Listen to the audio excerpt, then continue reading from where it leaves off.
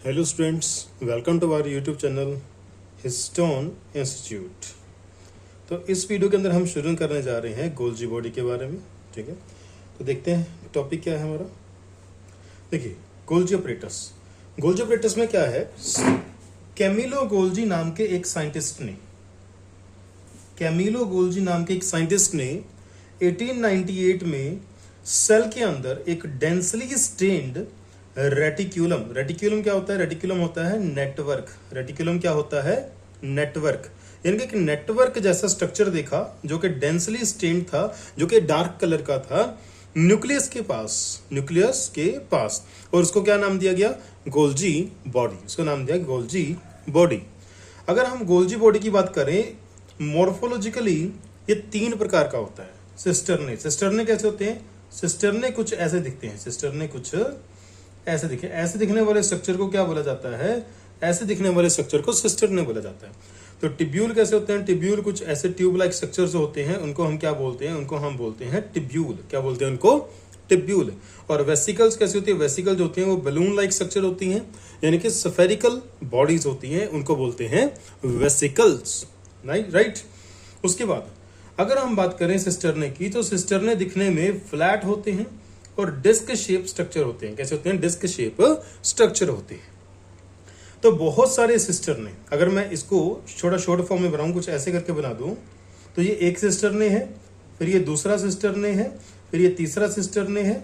तो ऐसे करके बहुत सारे सिस्टरने, बहुत सारे मतलब ये नंबर ऑफ सिस्टरने जो होते हैं, या तो आप इसको बोल दो कि ये पैरेलली अरेंज है, या फिर बोल दो कि ये कॉन्सेंट्रिकली अरेंज होते हैं न्यूक्लियस के पास। ठीक है, तो हम थोड़ा सा इसको और ज्यादा क्लियर करते हैं।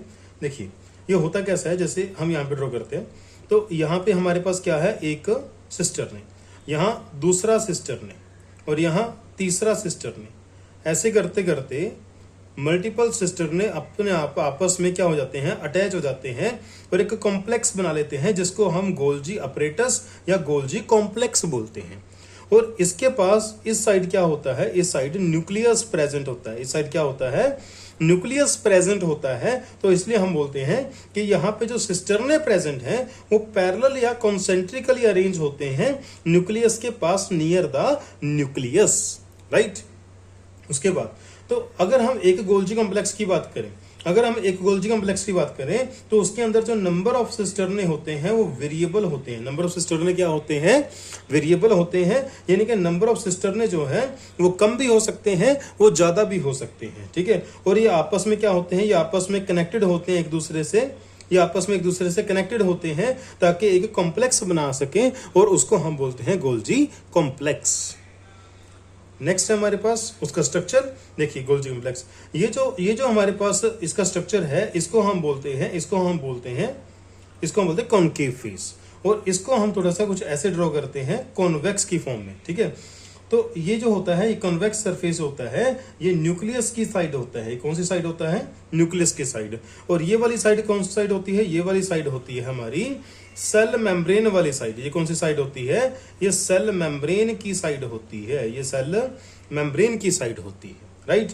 तो यहाँ पे जैसे दिखा रखा है, एक सिस्टरने, 2 सिस्टरने, 3 सिस्टरने, 4 सिस्टरने, 5 सिस्टरने। तो ऐसे सिस्टरने आपस में इंटरलिंक होते हैं और गोल्जी कॉम्प्लेक्स बनाते हैं। ये जो इसका कॉन्वेक्स फेस है, इसको हम बोलते हैं सिस फेस या कॉन्वेक्स फेस या फॉर्मिंग फेज। और ये होता है न्यूक्लियस की साइड, तो न्यूक्लियर साइड में ये होता है। ओके, और इसकी दो ऑपोजिट साइड जो होती है उसको बोलते हैं ट्रांसफेस या कॉनकेव फेस, या फिर इसको बोलते हैं मैच्योरिंग फेस बोलते हैं। और ये सेल मेम्ब्रेन वाली साइड में होता है। नेक्स्ट, अगर हम गोल्जी ऑपरेटर्स के फंक्शंस की बात करें, तो गोल्जी ऑपरेटर्स के फंक्शंस में क्या आता है? देखिए, प्लांट सेल के अंदर जो सेल वॉल होती है, सेल वॉल की फॉर्मेशन करना किसका काम होता है? गोल्जी ऑपरेटर्स का। इसके अलावा अगर आपने ह्यूमन स्पर्म का स्ट्रक्चर देखा हो, तो ह्यूमन स्पर्म जो होता है वो दिखने में कुछ ऐसा होता है। उसके यहाँ पे एक कैप लाइक स्ट्रक्चर होती है, कैप लाइक स्ट्रक्चर।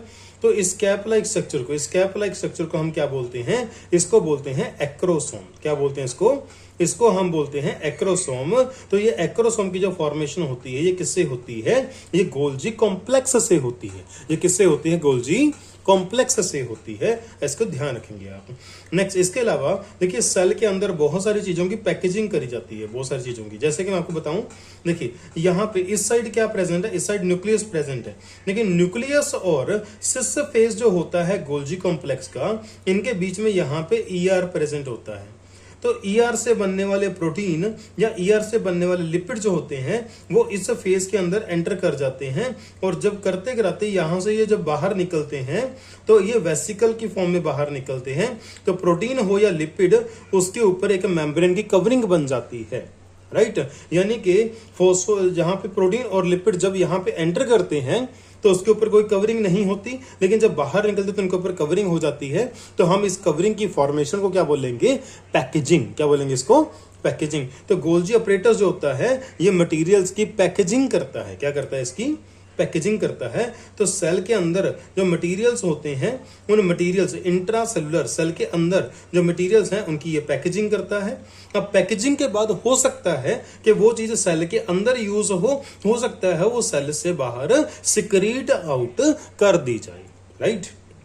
नेक्स्ट है हमारे पास, देखिए प्लांट सेल जब भी डिवाइड करता है, मान लो कि ये हमारा प्लांट सेल है, मान लो कि ये हमारा प्लांट सेल है, तो प्लांट सेल के अंदर मान लो कि दो न्यूक्लियस बन चुके हैं, दो न्यूक्लियस बन चुके हैं। दो न्यूक्लियस बनने के बाद ये सेल बीच में से यहां से डिवाइड करेगा और एक दो सेल जो है बन जाएंगे। जब सेल देखो न्यूक्लियस डिवाइड कर चुका है, कैरियोकाइनेसिस हो चुकी है, अब सेल ने डिवाइड करके साइटोकाइनेसिस करके दो सेल बनाने हैं। जब प्लांट सेल के अंदर साइटोकाइनेसिस होती है तो वहां पे एक स्ट्रक्चर बनती है जिसको हम फ्रेगमोप्लास्ट बोलते हैं, और फ्रेगमोप्लास्ट से आगे चल के सेल प्लेट बनती है, सेल प्लेट बनती है। तो फ्रेगमोप्लास्ट और फ्रेगमोप्लास्ट से सेल प्लेट बनाना ये किसका काम होता है, गोल्जी अपरेटस का काम होता है। ओके, इस बात को ध्यान रखेंगे आप। अच्छा, इसके अलावा आप बात करेंगे, देखिए जब हमारे इस गोल्जी अपरेटस के अंदर क्या होता है, इस गोल्जी अपरेटस के अंदर हम यहाँ पे कलर चेंज कर लेते हैं, ग्रीन कलर लेते हैं। जब गोल्जी अपरेटस के अंदर कोई प्रोटीन या फिर कोई लिपिड एंटर करता है, तो जब यहां से एंटर करने के बाद और यहां से जब बाहर निकलता है, इस बाहर निकलने तक वो जो हमारा प्रोटीन है वो या तो ग्लाइकोप्रोटीन बन चुका होता है, अगर वो लिपिड है तो वो ग्लाइकोलिपिड बन जाता है। यानी कि प्रोटीन से ग्लाइकोप्रोटीन और लिपिड से ग्लाइकोलिपिड बन जाता है, यानी कि प्रोटीन और लिपिड की मॉडिफिकेशन हो जाती है। क्या हो जाती है, मॉडिफिकेशन हो जाती है। तो गोल्जी अपरेटस का काम क्या होता है, गोल्जी अपरेटस का काम होता है, देखते हैं जरा।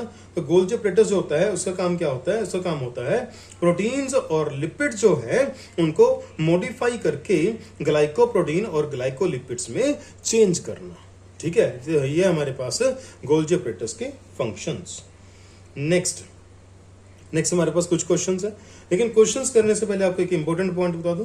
देखिए एनिमल सेल जो होता है, एनिमल सेल के अंदर तो गोल्जी अपरेटस या आप बोल सकते हो गोल्जी कॉम्प्लेक्स की फॉर्म में होता है, क्योंकि उसके जो सिस्टरने होते हैं वो सिस्टरने आपस में अटैच होते हैं। लेकिन अगर मैं बात करूं प्लांट सेल के अंदर, तो प्लांट सेल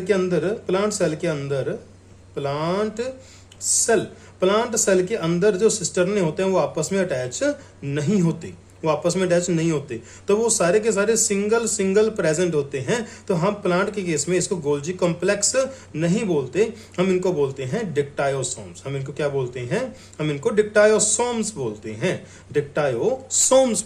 राइट। तो चलिए क्वेश्चन शुरू करते हैं।